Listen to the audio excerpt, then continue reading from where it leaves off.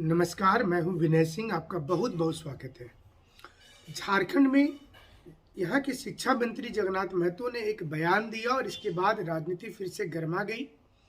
रमेश हांसदा का जो केस है वो भी आने वाला है जजमेंट।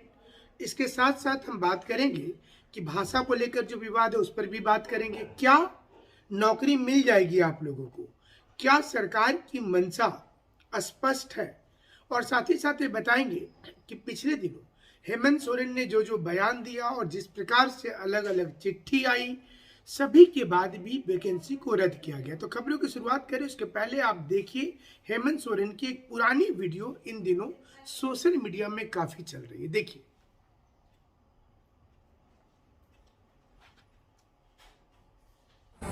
पाप का घड़ा धीरे धीरे थोड़ा बन के बाहर निकल रहा है। आज आपने देखा कि 2016 में जो शिक्षकों की बहाली हुई उसमें कोर्ट में क्या हासिल हुआ, हाई कोर्ट में क्या हासिल हुआ। आज पंचायत सचिवालय के बच्चों का क्या हुआ। आज पुलिस बहाली, जो होमगार्ड की बहाली, उन बच्चों के साथ क्या हुआ। सभी को इन लोगों ने अस्त व्यस्त करके रख दिया। आज बच्चे बेचारे धक्के खा रहे हैं, जहां तहां हड़ताल कर रहे हैं और हमसे गुहार लगा रहे हैं। मैं उन सभी अभ्यर्थियों से मैं कहना चाहूंगा, आप चिंता मत कीजिए। यहाँ के नौजवानों के साथ, यहाँ के लड़के लड़कियों के साथ कभी भी ये सरकार अन्याय नहीं होने देगी।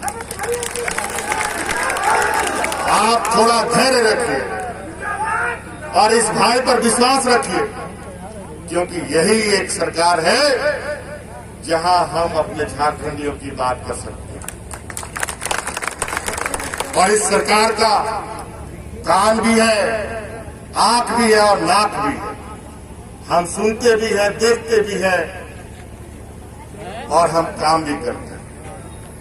हम तो पूरे 9 महीना में तो 7-8 महीना तो हम लोग कोरोना से किस तरीके से जूझे हुए आप लोग को पता है। हम लोग का मजदूर यहाँ पर सबसे अधिक, झारखंड का मजदूर दूसरे राज्यों में काम करने जाता है, अलग अलग राज्यों में।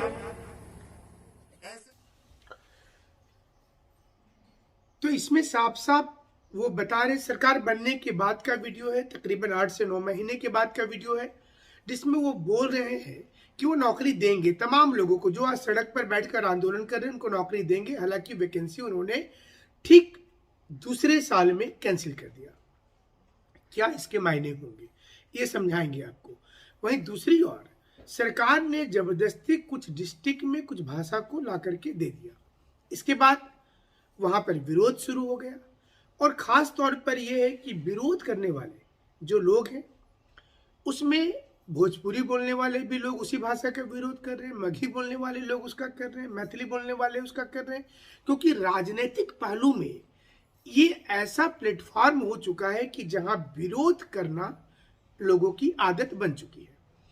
वो सरकार की उस नीति को नहीं समझ पाते हैं कि नौकरी मिलना मुश्किल होगा। वो तो चाहते हैं कि आप विरोध करके एक दूसरे से लड़ाई शुरू कर दीजिए। अब देखिए, नौकरी की कवायद शुरू हुई। हालांकि रमेश हांसदा का पेच फंसेगा ये निश्चित है।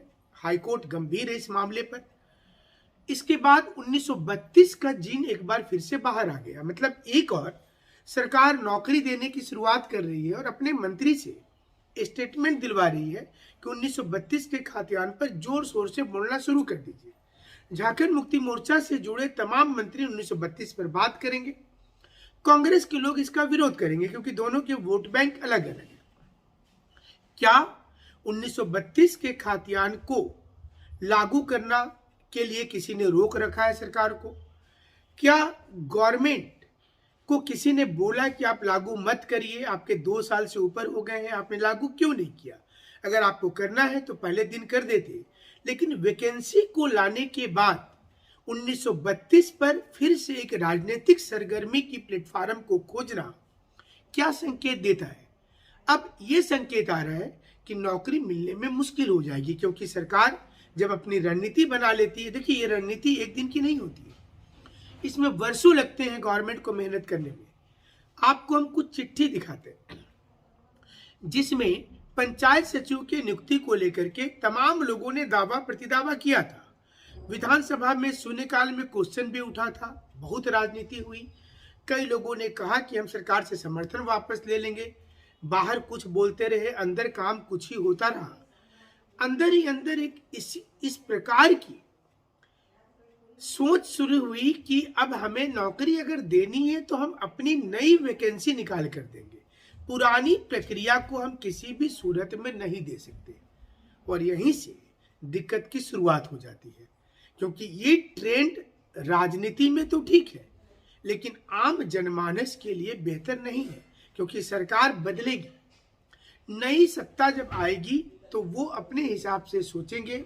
ऐसे में क्या रोजगार पर संकट के बादल छाए रहेंगे, और उन लाखों स्टूडेंट का क्या जो लोग जेएसएससी सीजीएल की तैयारी शुरू कर चुके हैं, अलग अलग कोचिंग संस्थानों में फीस देकर नोट्स मंगा रहे हैं, क्लासेज कर रहे हैं, उनके पैसे का कौन हिसाब देगा? और जो लोग 5 साल से नौकरी का इंतजार कर रहे हैं, जब उनके पैर के नीचे से जमीन खिसक जाती है तो इसको सरकार के लोग कैसे समझ पाएंगे? इसलिए ये जरूरी हो गया है कि तमाम युवा एक विचारधारा में आए, वो सोचना शुरू कर दे कि क्या उन्हें अब नौकरी मिलेगी। जो 7 वैकेंसी आ गई है, क्योंकि इस पर 3 अलग अलग दिक्कतें हैं।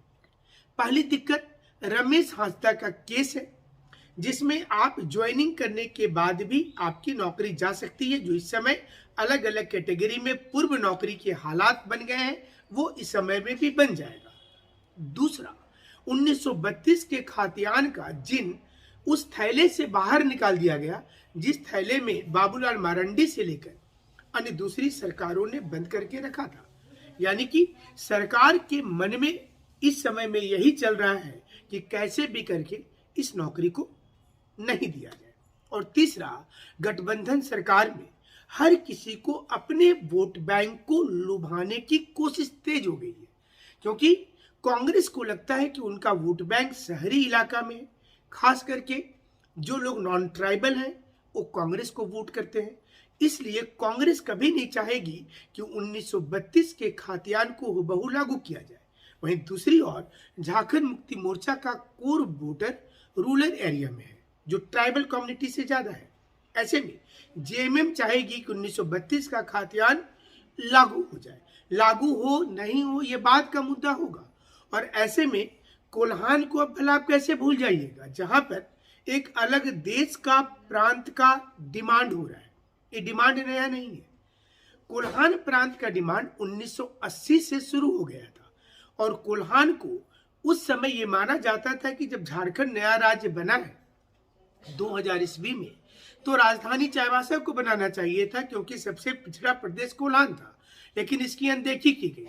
अंदर ही अंदर पहले अलग राज्य का डिमांड हुआ कि झारखंड के अंदर कोल्हान एक अलग राज्य बनाया जाए, और उस स्टेट यानी कि ESTAT उस वाले स्टेट से निकल करके अब एक नए देश की ओर सोचना शुरू हो गया।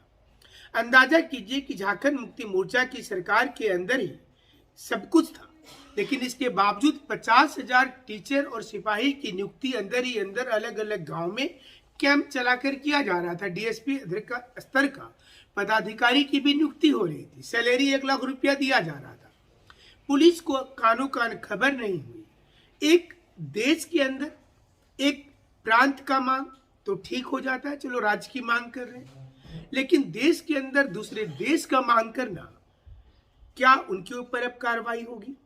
और क्या उन तमाम लोगों को जेल से इसलिए छोड़ दिया जा रहा है कि वो आकर के बाहर अपना आंदोलन तेज करे? ऐसी कई राजनीतिक चीजें होंगी जो झारखंड के युवाओं को लगता है कि उनको इससे क्या लेना देना है। लेकिन कहीं ना कहीं इस प्रकार की उथल पुथल व्यवस्था से युवाओं की नौकरी पर और दिलो दिमाग पर असर पड़ जाता है। यही कारण है कि राजभवन के सामने 4-4 दिन से 5-5 दिन से स्टूडेंट बैठे हैं, और वो ये डिमांड कर रहे हैं कि उन्हें न्याय देना पड़ेगा, उन्हें नौकरी देनी पड़ेगी। अगर उन्हें नौकरी नहीं दी जाती है तो फिर वो यहाँ से उठने वाले नहीं हैं। और ये एक सही रास्ता भी नजर आने लगा है, क्योंकि अगर सरकार सोई हुई रहती है तो उसे जगाने का इसके बाद क्या विकल्प बचता है? ट्विटर पर सरकार ध्यान नहीं देती, सोशल मीडिया के किसी मीम्स पर सरकार का ध्यान नहीं जाता, लेकिन सड़क से होने वाला आंदोलन का गूंज हो सकता है कि दिल्ली के जंतर मंतर तक और जनपद तक पहुंच जाए और उसके बाद वहां से आपकी सुनवाई भी शुरू हो। इसलिए स्टूडेंट ने बार बार आगाज कर दिया कि जितने स्टूडेंट इस समय में बेरोजगार हैं, अगर वो हजारों लाखों की संख्या में रांची के सड़क पर एकजुट होकर के आ जाएंगे तो फिर सरकार कितने लोगों के ऊपर में एफआईआर कर देगी, सरकार कितने लोगों को डराने की कोशिश कर देगी। और यही कारण है कि अब गवर्नमेंट पर दबाव बनाने के लिए स्टूडेंट इस समय रांची की सड़कों में बैठे हुए हैं। देखना पड़ेगा कि क्या सरकार तानाशाहीपन को छोड़ देती है, क्या वो विचार करती है। और उससे भी महत्वपूर्ण ये है कि जिस 7 परीक्षा की वैकेंसी के लिए कैलेंडर जारी किया गया, इस आनन फानन में कि स्टूडेंट कोई आंदोलन ही ना करें और जो लोग चले गए हैं सिस्टम से, यानी कि जो लोग सिस्टम छोड़ करके चले गए उनको वापस बुलाया जा रहा है। आपने हाल में कई नक्सली के सरेंडर का मामला देखा होगा। युवा ये कहते हैं कि उनके पास अब रास्ता नहीं बचा है, वो करे तो क्या करे। इसलिए हमारा सवाल इसी सिस्टम से होगा कि सिस्टम को सुधारने के लिए सरकार क्या कर रही है, क्या वो नौकरी दे पाएगी। हमारे चैनल पर आप अगर नए हैं तो सब्सक्राइब जरूर से कर लीजिएगा, हमारे साथ आप जुड़े रहिएगा।